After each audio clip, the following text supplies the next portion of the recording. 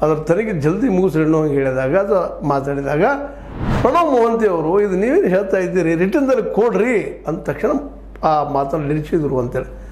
ಈಗ ಈ ವಿಷಯ ಎಲ್ಲರಿಗೂ ಸ್ಪಷ್ಟ ಆದಂಥ ವಿಷಯ ಅದ. ಸಿದ್ದರಾಮಯ್ಯ ಅವರನ್ನು ಬಿಟ್ಟು ಉಳಿದ ಎಲ್ಲ ಮಿನಿಸ್ಟರ್ಗಳು ಹೆಚ್ಚು ಕಡಿಮೆ ಅಲ್ಲಿಯ ಧರ್ಮಸ್ಥಳದ ಹೆಗ್ಗಡೆಯವ್ರ ಪರ ಎದಪ್ಪ ಅನ್ನೋದು ಈಗ ಸ್ಪಷ್ಟ ಆಗಿದ್ದಂಥ ಮಾತು.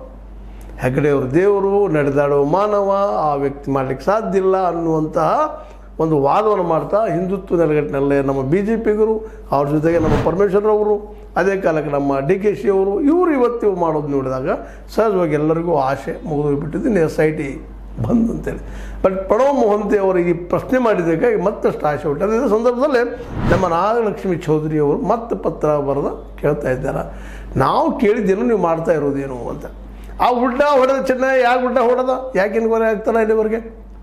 ಮೊದಲು ಹೇಳಿದ್ದ ಅದನ್ನು ನಾವು ಯಾರಿಗೂ ಹೇಳಿಲ್ಲ. ಹೀಗೆ ಹೇಳ್ತಾ ಇದ್ದಾರೆ ಅವ್ರು ಪಾಪ ತಿರುಗೋಡಿ ಅವ್ರ ಮೇಲೆ ಮತ್ತೊಬ್ಬರು ಆರೋಪ ಮಾಡ್ತಿದ್ದಾರೆ. ಅವ್ರು ಹೇಳಿದ್ರೆ ಹೇಳಿದಾಗ ಆ ಸಂದರ್ಭ ಹೇಳಬೇಕಾಗಿತ್ತಲ್ಲ.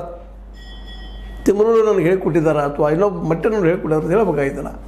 ನಾನೇ ಎಲ್ಲ ಅಂತಿದ್ರು. 2023ರಲ್ಲಿ ಇದಕ್ಕೆ ಹಿಂದಿನ ಸಾಕ್ಷಿಗಳಿದ್ದಾವೆ.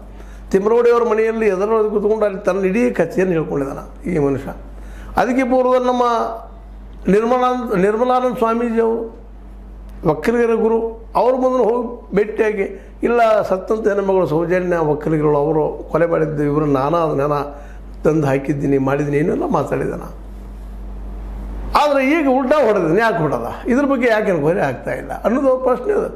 ಮತ್ತು ಕಳೆದ 20 ವರ್ಷದ ಕೇಳಿ ಇದಕ್ಕೆ ಒಂದು ಸಮಸ್ಯೆ ಉಲ್ಟಾ ಹೊಡೆದ್ರೆ ಬಂದ್ ಮಾಡ್ಬೇಕಂತಲ್ಲ ಕೇಸ್ ಅದನ್ನು.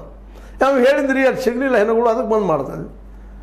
ಸಿಗದಂಥ ಜಾಗಗಳನ್ನು ತೋರಿಸುವಂಥ ಪ್ರೆಷರ್ ಅವ್ರ ಮೇಲೆ ಆಗಿತ್ತು ಅನ್ನೋಂಥ ವಾದಗಳಿದ್ದಾವೆ, ಮಾತುಗಳು ಕೇಳಿ ಬರ್ತಾ ಇದ್ದಾವೆ. ಆದ್ರೆ ಅವು ತೋರಿಸಿದ್ರೆ 2 ಕಡೆ ಸಿಕ್ಕಿದವು. ಅದು ಅದಕ್ಕೆ ಹೆಚ್ಚು ವಿಠಲಗೌಡ ಮತ್ತು ನಮ್ಮ ಅವ್ರ ಜೊತೆಗೆ ನಮ್ಮ ತಿಮ್ಮರೋಡಿ ಅದೇ ಕಾಲಕ್ಕೆ ಮತ್ತೆ ನಮ್ಮಲ್ಲಿ ಆರೋಪ ಮಾಡಿದ್ರು, ಇವರು ಮಾಡಿಸಿದ್ರು ನಮಗಂತೇಳಿ. ಆದ್ರೆ ಅವ್ರು ಮಾಡಿಸಿದ್ದನ್ನ ಆ ಸಂದರ್ಭದಲ್ಲಿ ಯಾಕೆ ಹೇಳಿಲ್ಲ ಅನ್ನುವಂಥದ್ದು. ಮತ್ತು ವಿಠಲಗೌಡರು ತೋರಿಸ ಅಲ್ಲಿ 8-10 ಮೂಳೆಗಳು ಅಥವಾ ಅಸ್ಥಿ ಪಂಜರಗಳು ತಲೆಬುರುಡೆಗಳು ಸಿಕ್ಕಿದ್ದು ಸಹಿತ ಈಗಾಗಲೇ ನಮಗೆ ಎದುರಿಗಿದ್ದಾವೆ. ಆದರೆ ಈಗ ಒಂದೇ ಕಾರಣದಿಂದ ಉಲ್ಟಾ ಹೊಡೆದ ಅನ್ನೋದು ಕಾರಣಕ್ಕಾಗಿ SIT ವೀಕ್ ಆಗಿ ಕೆಲಸ ಮಾಡ್ತಾ ಇದೆ ಅನ್ನುವಂಥ ಒಂದು ಆರೋಪ ಕೇಳಿ ಬರ್ತಾ ಇದೆ. ಅದ್ರ ತಕ್ಕಂಗೆ ಅಲ್ಲಿ ವಾತಾವರಣ ಅದೇ ರೀತಿ ಅದ. ಮತ್ತು ಜೊತೆಗೆ ಸ್ವತಃ ಹೆಗಡೆಯವರು ನಾವು ಪವಿತ್ರ ಆದ್ನಿ, ನಾವು ಸ್ವಚ್ಛ